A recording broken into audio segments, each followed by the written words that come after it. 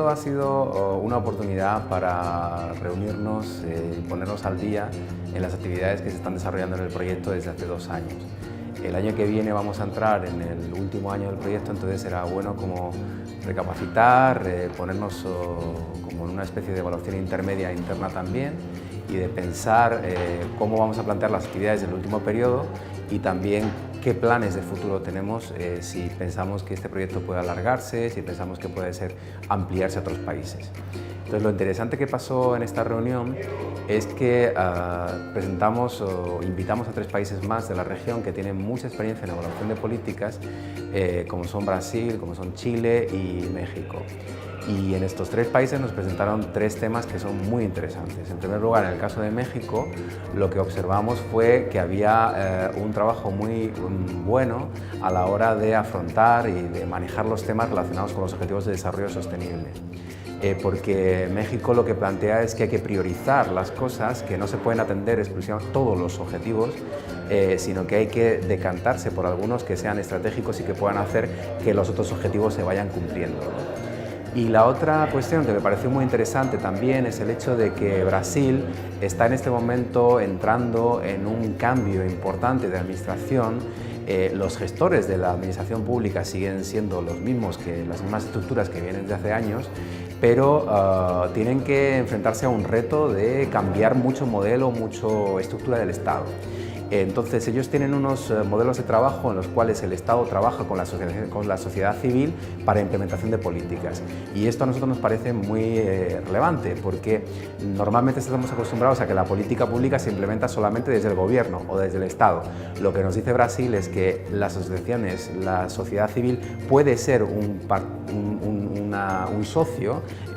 para implementar esta serie de políticas, sin que eso se convierta en una privatización y sin que eso se convierta en una instrumentalización de la sociedad. Entonces todo esto nos parece muy interesante como para poder evaluarlo. La otra cuestión que trajo Chile al taller fue toda una experiencia muy buena de diseñar las políticas de una manera mejor, con lo que ellos llaman evaluaciones ex ante, que quiere decir que antes de que se realice un programa nuevo, antes de que se plantee una política nueva, que no sea una decisión tomada por un político o por una persona que está ahí pensando cómo deben ser las cosas, que se las imagina simplemente, pues Chile lo que dice es que hay que hacer una evaluación de esto, hay que ver qué impacto puede tener esta decisión, esta política, y si realmente merece la pena implementarla o no merece la pena.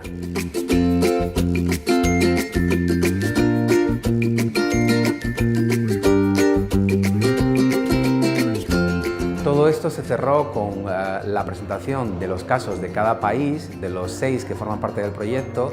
en los que expusieron sus experiencias, sus proyectos dentro del trabajo en el marco de la actividad que desarrolla Evalúa. Ecuador, Costa Rica,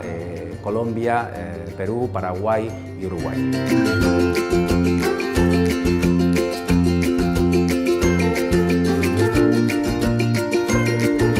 Lo importante de trabajar en el marco del proyecto Evalúa es que te permite como ofrecer una especie de contraste con instituciones que son como las de cada país, homólogas, ¿no? Te permite hacer un contraste si realmente estás haciendo evaluaciones que tienen sentido, que están bien diseñadas o que han sido probadas en otros países. Entonces es un intercambio de experiencias que hace